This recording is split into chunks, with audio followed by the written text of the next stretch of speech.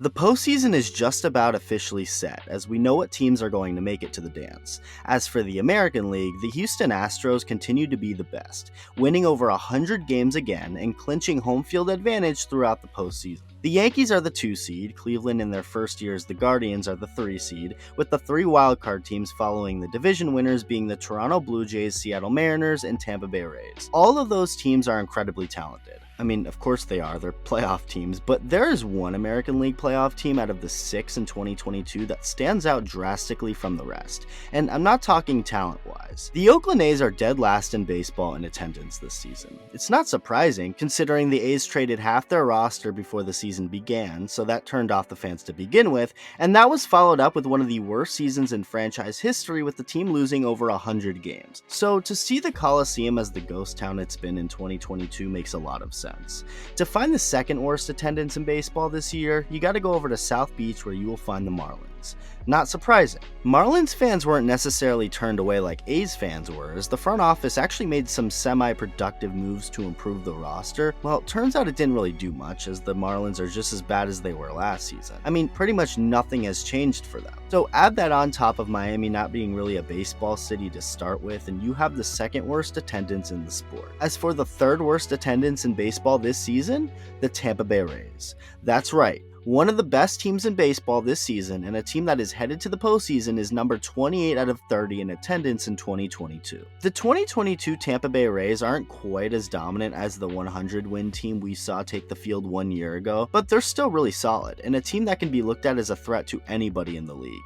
They won't necessarily outslug you or pound you to death with their superstars, because they don't really have any. Just a ton of solid hitters who get it done. As far as the pitching goes, ever heard of Jeffrey Springs? How about Drew Rasmussen?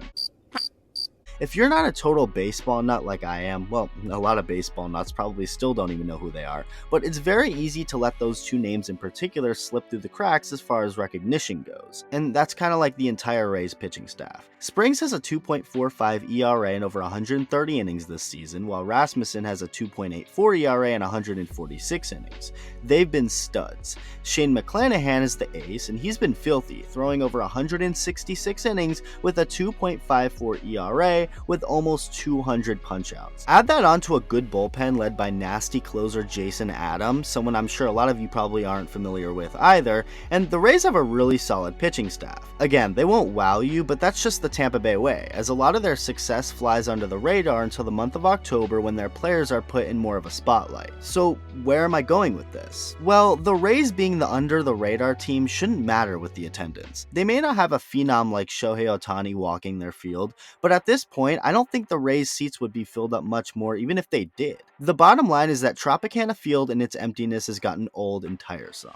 If they were trotting out a horrible product year after year, that's a whole different story, but that's not the case. In fact, the Rays have been one of the most successful teams in all of baseball for almost 15 years now, yet the stands look like a 65-win team.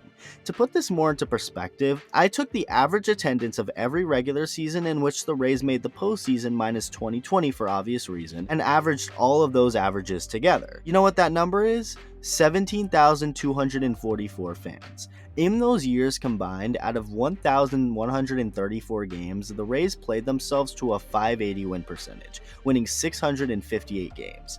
That's a lot of winning. Yet through all of it, they averaged barely over 17,000 fans per game. That's a problem. There has, of course, been talk over the years of a possible new ballpark, the team maybe moving to another place, maybe even taking on a new name along with a new city. Hell, there was even talk from the ownership of splitting the season in Tampa Bay and all the way up in Montreal, an idea which of course was shot down by Major League Baseball. Now, this isn't a video to hate on Rays fans, because they do exist. TV ratings have proved such a thing, along with social media support.